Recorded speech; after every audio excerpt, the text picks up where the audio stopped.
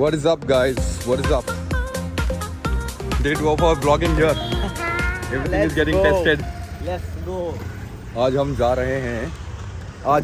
रहे हैं हमारी बाइक को सर्विस करने के लिए। तो इसको हो गए हैं 1200 kilometre. And yeah still again everything is getting tested. Meet our guys. This is Kalu. Kalu come here? No, he is not coming, he is not interested. I hope so, I hope so. We are getting a good view. भाई दो अपन ने ये कर लिए अभी तक, video ले लिए, पर बाहर एक भी नहीं आया है। Now this whole video is all about कि तुम लोगों को पता चलेगा कि KTM, ऑब्वियसली पता चल चुका होगा KTM की फर्स्ट सर्विस का कॉस्ट कितना होता है, बट यार एक वीडियो मैं भी बना के डालता हूँ ना। प्रोबेबली इसको हम लोग शॉर्ट्स पे डालना चाहते हैं कि छोटे से वीडियो के अंदर पता चल जाए फर्स्ट सर्विस का कॉस्ट क्या है, बट देन या फाइन, ईदर वेज जो भी है।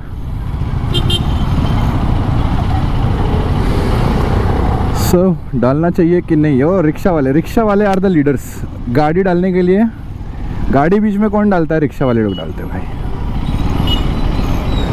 सो I am so much used to the Unicorn अभी तक कि मैं जो फुटपैग है ना उसके ऊपर मेरे हील्स भी डालता हूँ, ताकि पीछे की तरफ, मतलब गियर स्विच करते टाइम पे मेरे को पीछे स्विच करने के लिए मिल जाए। But then yeah there is no footpeg पीछे की तरफ यहाँ पर। Service. How long is it going to stay? Service indicator. चलते हैं। तो ये पता नहीं यार, ये 2-4 मिनट के लिए मेरा गोप्रो ही लैग हो गया था। हम लोग चेक कर रहे हैं गोप्रो में प्रॉब्लम क्या हुआ, पर वो क्या बोलते हैं, बैटरी निकाल के बैटरी वापस डालनी पड़ी उसकी।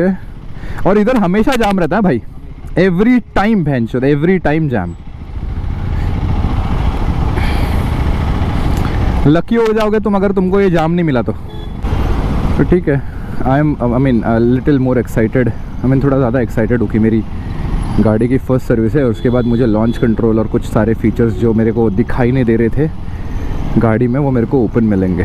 तो यार, और गाड़ी थोड़ी धुल जाएगी। मैंने अभी तक गाड़ी एक बार भी धोई नहीं है। इधर से आगे से राइट लेना है और यू टर्न मारना है।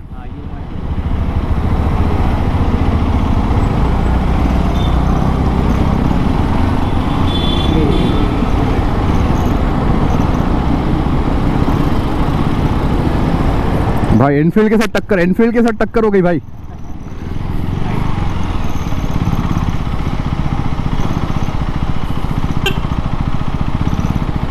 Okay, no other bikes are here. Whew. Finally reached the only service center of Vikhroli. Here we are at KTM Vikhroli service center. मिलते हैं थोड़ी देर के बाद। Finally we are done with our servicing. We want to fill some petrol in our bike because fuel is much essential at this point of time, क्योंकि गाड़ी reserve में बहुत time से है यार। Dude, what is this? शादी के लिए जा रही है भाई। मुंबई सीन्स भाई, Mumbai scenes, look at it भाई साहब। ओ भाई। अरे तुम लोग नहीं जा पाओगे यार उस तक, हम लोग को जाने दो फटाफट, हम लोग जाएंगे। हम लोग को जाने दो चिल में। ओ भाई साहब, भाई होनी चाहिए शादी, कुणाल की शादी ऐसे होनी चाहिए भाई। ओ डैम भाई साहब, मुंबई सीन्स। डेफिनेटली वैसे इतना कुछ फ़र्क नहीं पड़ा रहेगा, पर गाड़ी स्मूथ ज़रूर फील हो रही है।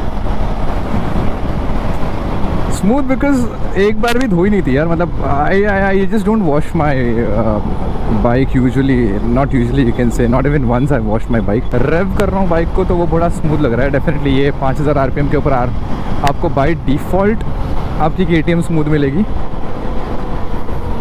कितने साल से बाइक चला रहा है? 10 साल ना, सेम। मतलब मैं भी 2012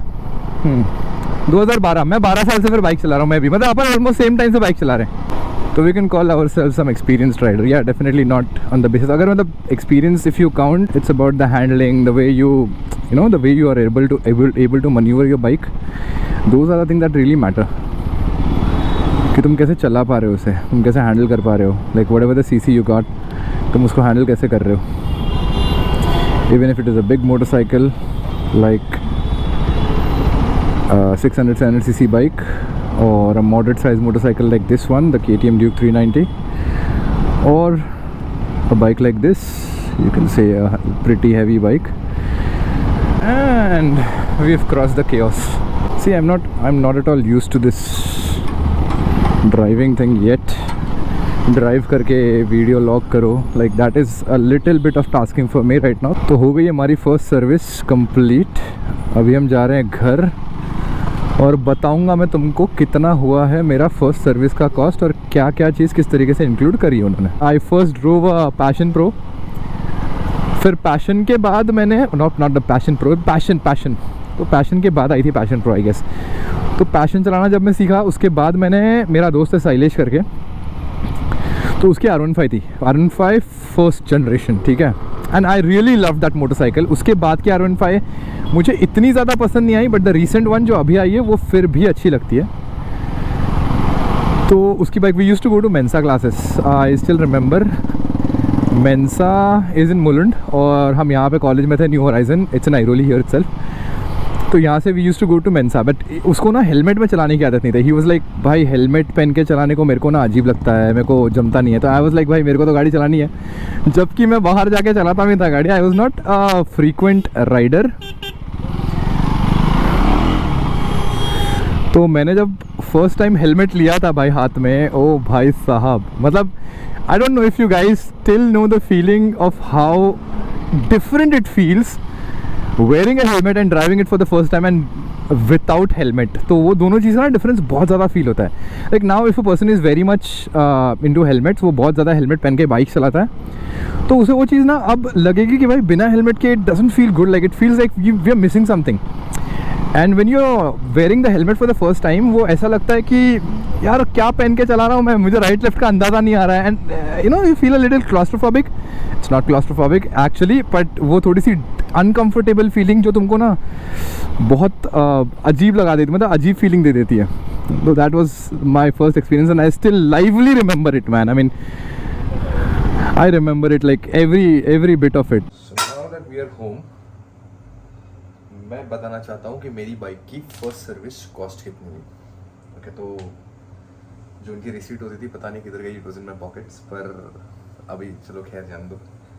I paid $2,020 for my first service, जिसमें मुझे लगता है उनका oil change is the biggest factor, जो 1700-1800 के आसपास, और उसको छोड़ के जो भी लगा विच वाज बोल सकते हो शायद कूलेंट चेंज करने को लेके या फिर बाइक वॉशिंग को लेके जो था वो छोटा मोटा amount, it was around $2,020 that I paid for my first servicing. एक और चीज़ जो मेरी सबसे बड़ी कंसर्न रही है वो है डेफिनेटली, मतलब बात करने की तो बात नहीं है ये माइलेज वाइलेज की, but still I want you all to know, जो एक परफॉर्मेंस बाइक लेना चाहते हैं उन सबके लिए, उन सबको एक चीज़ बताना चाहता हूँ मैं, do not think about the mileage part. I mean थोड़ा सा भी मत रखो दिमाग के अंदर, बिकॉज ये बाइक्स माइलेज बिल्कुल नहीं देती हैं, बिल्कुल, मतलब बिल्कुल नहीं।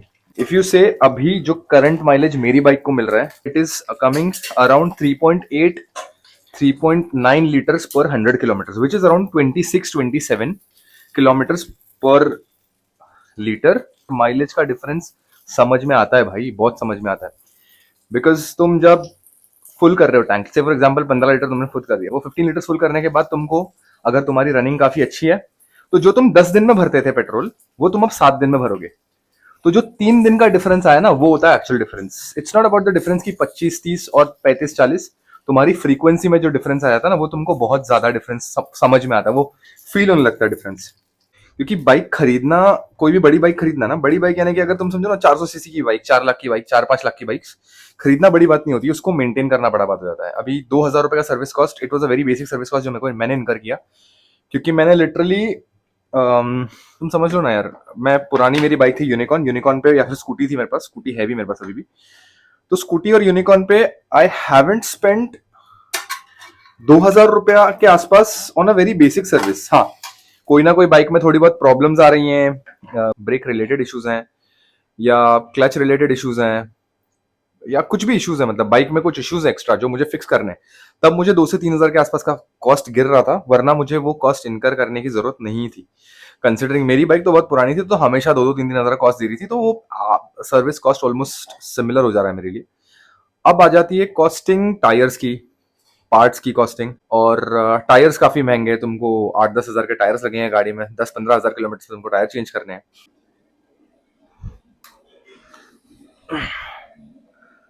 तो अब मेरी बाइक का मंथली फ्यूल जो मैं भर रहा हूँ वो costing is around 6 to 7 thousand rupees per month. 6 से 7 हजार का पेट्रोल, कंसिडरिंग मेरा रनिंग उतना होता है, मतलब अगर किसी मंथ में फ्रीक्वेंटली अप डाउन नहीं हो रहा है तो मेरा 5 से 6 हजार के आसपास होता है, नहीं तो 7 से 8 हजार के आसपास। तो मैं 6 से 7 कंसिडर करके चल रहा हूँ। It's an average fuel consumption of my vehicle. तो तुम भी समझ लो, अगर तुम्हारी बाइक 50-60 किलोमीटर रेगुलरली चलने वाली है ऑन एन एवरेज, तो तुम्हें 6 हजार का पेट्रोल तो लगने वाला है आराम से महीने का। और उसको छोड़ के तुम्हारी चेन ल्यूब करते रहो तुम, मतलब हर 500 किलोमीटर में चेन ल्यूब करो, चेन क्लीनिंग, चेन ल्यूब, थोड़ा बहुत ध्यान देना तुमको बाइक का। यार मुझे तो लगता है अगर तुम लोग को लॉन्ग राइड्स करने नहीं है ज़्यादा, अगर तुम लंबी लंबी राइड पे जाने नहीं वाले हो, तो ऐसे स्पेसिफिकली जरूरत नहीं कि तुम एक adventure motorcycle low, because these days I see people preferring adventure motorcycles more.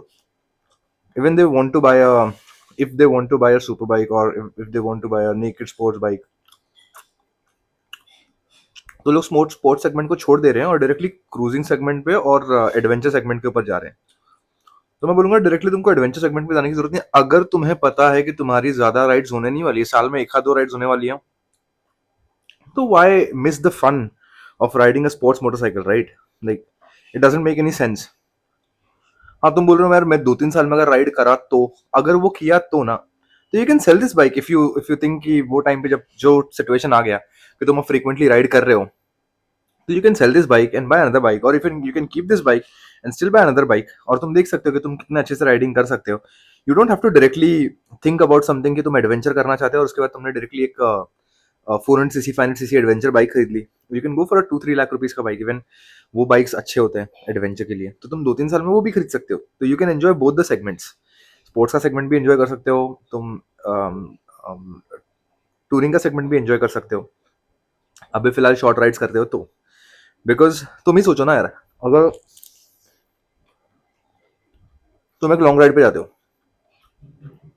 Office सब छोड़ के, अगर तुम्हारे पास तुम ऑफिस जाते हो तो सारी चीजें छोड़ के अगर तुम एक लॉन्ग राइड पे चल रहे हो, वहां पे तुमको लिटरली 10-15 हजार का फ्यूल लगेगा। उसको छोड़ के तुम 6-7 दिन का सैक्रिफाइस, 10-15 दिन का सैक्रिफाइस करोगे टाइम का अपना अलग। तो practically if you are a person who is a working professional, you won't be getting enough time for longer rides.